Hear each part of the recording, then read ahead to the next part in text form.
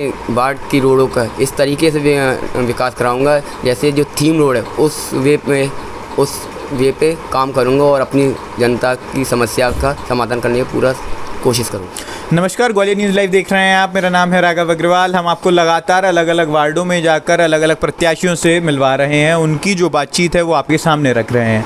हमारे साथ आज वार्ड 25 से भारतीय जनता पार्टी की प्रत्याशी प्रीति संजू परमार मौजूद हैं और हमारे पास साथ संजू परमार जी मौजूद हैं। मैं आपको बता दूं कि प्रीति जी जो है चुनाव लड़ रही हैं और संजू जी लगातार भारतीय जनता पार्टी के अंदर राजनीति कई सालों से कर रहे हैं। हम दोनों से ही बातचीत कर जानेंगे कि इस बार क्या मुद्दे हैं, किन मुद्दों को लेकर चुनावी मैदान में उतरे हैं, क्योंकि पहला ये चुनाव है जो ये लड़ रहे हैं और काफ़ी लंबे समय से इनका जो परिवार है वो राजनीति में सक्रिय है। हम बातचीत कर जानते हैं कि क्षेत्र के लोगों के लिए क्या इन्होंने अभी तक जो प्लान्स हैं वो रखे हैं, डेवलप किए हैं और इसके साथ साथ क्या विचार है और चुनाव के अंदर कितनी जो ताकत से चुनाव ये जो है वो लड़ रहे हैं। सर, सबसे पहला सवाल मेरा संजू जी आपसे है कि आप क्षेत्र के अंदर लगातार जनसंपर्क कर रहे हैं, क्या माहौल नज़र आ रहा है, जनता किस तरीके से रिस्पॉन्स कर रही है आपको? माहौल तो बहुत अच्छा मिल रहा है हमें और जनता पूरी हमारे साथ है। और आप देख सकते हैं हमारा जो जनसंपर्क चलता है सुबह और शाम, तो हज़ारों की तादाद में माताएं, मैं मातृशक्ति का हमें पूरा सहयोग मिल रहा है। उनको मैं नमन करता हूं जो इतना सहयोग कर रही हैं और जहां तक है हम इलेक्शन जीत कर आ रहे हैं। आप इलेक्शन जीत कर आ रहे हैं जी। एक जो मुद्दा सबसे बड़ा सामने आ रहा है वो सड़क का मुद्दा काफ़ी ज़्यादा है, क्योंकि लगातार लोग जो है जब हमने बातचीत करने की कोशिश करी तो सड़क के बारे में काफ़ी बात कर रहे हैं कि सड़कें ख़राब है। दूसरी चीज़, यहाँ जो वोटर है इस इलाके का, चाहे वो रिवरव्यू कॉलोनी हो, सीपी कॉलोनी हो या अन्य क्षेत्रों, काफ़ी पढ़ा लिखा वोटर है। तो ऐसे में आप इस मुद्दे से कैसे पार पा पाएंगे? ये नगर निगम तो थी नहीं, 2 साल से भंग हो गई थी हमारी, मतलब पूरे ग्वालियर में भंग हो गई थी। तो क्या है, जो रोडें बनती हैं, भाजपा ने रोडें डलवाई भी हैं, लेकिन ये जब 2 साल से नगर निगम बनती तो बरसात में कहीं ना कहीं थोड़ी बहुत रोडें ख़राब हो जाती हैं।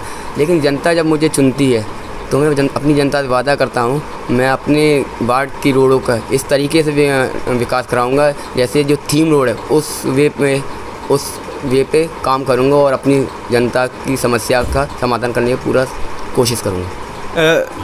प्रीति जी, एक सवाल आपसे भी है कि परिषद में पार्षद के तौर पर आप चुनी जाएंगे और परिषद में आपको ही बैठना है। आपने क्षेत्र की जनता के लिए कोई ऐसा काम, क्योंकि जब भी क्षेत्र की जनता के लिए कोई नेता तैयार होता है तो मैं सबसे ये सवाल करता हूँ, आपसे भी करूँगा कि हर नेता एक अपने क्षेत्र के लिए एक विकास का मॉडल सोचता है कि मैं ये काम करूँगा, मैं ये काम करूँगा। ऐसा कोई मॉडल या ऐसी कोई चीज़ आपने सोची हो अपने दिमाग में कि मेरे क्षेत्र की जनता के लिए ये समस्या है और मैं इसे दूर करूँगी? जी बिल्कुल। बस पहले तो सबसे पहले छोटे बच्चों से मैं शुरुआत करती हूँ। सभी सरकारी जॉब चाहते हैं, सभी चाहते हैं, परंतु सरकारी स्कूल में कोई बच्चे पढ़ाना नहीं चाहता। सरकारी स्कूल की हालत इतनी ख़राब है, कोई टॉयलेट की व्यवस्था नहीं है, किसी भी चीज़ की व्यवस्था नहीं है। सबसे पहले मैं चाहूँगी कि मेरा सरकारी स्कूल हमारे वार्ड का सबसे अच्छी बेहतर स्थिति में हो जाए। वो पढ़े लिखे एजुकेटेड जो अपने नागरिक हैं वे सभी अपने बच्चों को उसमें पढ़ाना चाहें, ऐसी हालत हमारे स्कूल की हो जाए। और एक सब्जी मंडी जो बीच रोड पे लगती है, उसके लिए मुझे थोड़ा खेद है कि हमारे व्यवस्था नहीं है भी तो जाते नहीं हैं लोग बाग, तो उसके लिए व्यवस्था मैं चाहूँगी कहीं एक तरफ की जाए, बीच बाज़ार से थोड़ा अलग। सब्जी का जो माहौल है, सड़कें गंदी करते हैं, सड़ी सब्जियां वहीं फेंक देते हैं, फिर गाय भी वहीं, भीड़ भाड़ इकट्ठा होती है, रश होता है। तो मैं एक सब्जी मंडी अपना थोड़ा एक एकांत में करना चाहूँगी और जनता से अपील करूँगी, सब्जी मंडी में जो लोग हैं सब्जियां बेचते हैं उनको समझाने का प्रयास करूँगी कि ये काम जो है एक तरफ ही अच्छा लगता है, बीच रोड पे इसका कोई ज़रूरत नहीं बस। और भी बहुत जो सरकारी सुविधाएं होती हैं, मैं चाहूँगी पहले हमारे वार्ड के लोगों के लिए जो भी नौकरियां निकलती हैं, जो लायक हैं उसके, मैं उनको दिलवाना चाहूँगी। और वैसे नगर निगम के अंदर जो भी जॉब्स निकलेंगी मैं चाहूँगी हमारे वार्ड के शिक्षित जो लायक लोग हैं, जो लायक युवा लोग हैं, लड़कियाँ भी हैं, आजकल पढ़े लिखे होने के बावजूद घर में बैठी हैं, तो मैं यही चाहूँगी कि ये सब कुछ जो जिस लायक है उसको मिले। और अपना एरिया काफ़ी डेवलप भी है तो उसका सौंदर्यीकरण मैं चाहूँगी। और सौंदर्यीकरण आप अपने एरिया का कराना चाहेंगे। संजू जी, कहीं ना कहीं जब मैं लोगों से पर्सनली मिला तो एक चीज़ और सामने आई, वो ये है कि लोगों के अंदर भारतीय जनता पार्टी का जो पूर्व पार्षद यहाँ से चुना गया था उसके प्रति काफ़ी ज़्यादा रोष है, जो चुने गए थे उनके प्रति काफ़ी ज़्यादा रोष है। ऐसे में आप इस चीज़ से कैसे पार पा पाएंगे, क्योंकि लोग भारतीय जनता पार्टी से नाराज़ नज़र आ रहे हैं कहीं ना कहीं इस वार्ड के अंदर। नहीं, आप कह रहे हैं भारतीय जनता पार्टी से नाराज़ हैं, लेकिन मैं भी जनसंपर्क कर रहा हूं तो मुझे तो कहीं नहीं लग रहा है कि भारतीय जनता पार्टी से नाराज़ हैं। और जैसे कुछ लोग हो सकते हैं कि पूर्व पार्षद से मेल ना खाते हो तो वो कह रहे हैं कि रोष है उनका, लेकिन मुझे ऐसा कहीं नहीं दिखा।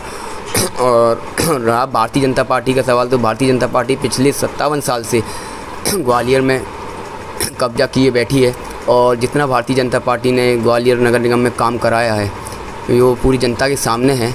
और रहा जो अभी हमारे पार्षद है, पूर्व पार्षद से थोड़ा बहुत काम तो उन्होंने भी काफ़ी कराया था, लेकिन क्या है 2 साल से नगर निगम भंग ही हो गई थी, तो रोड की जो समस्याएं आ रही हैं तो वो जनता को लग रहा है हाँ वो समस्या है। तो अगर जनता मुझे चुनती है तो उनके ये समस्या का समाधान करने की पूरी कोशिश करूँगा, और जो असंतुष्ट बैठे हैं उन्हें संतुष्ट करने का भरपूर प्रयास करूँगा। संतुष्ट करने का आप भरपूर प्रयास करेंगे।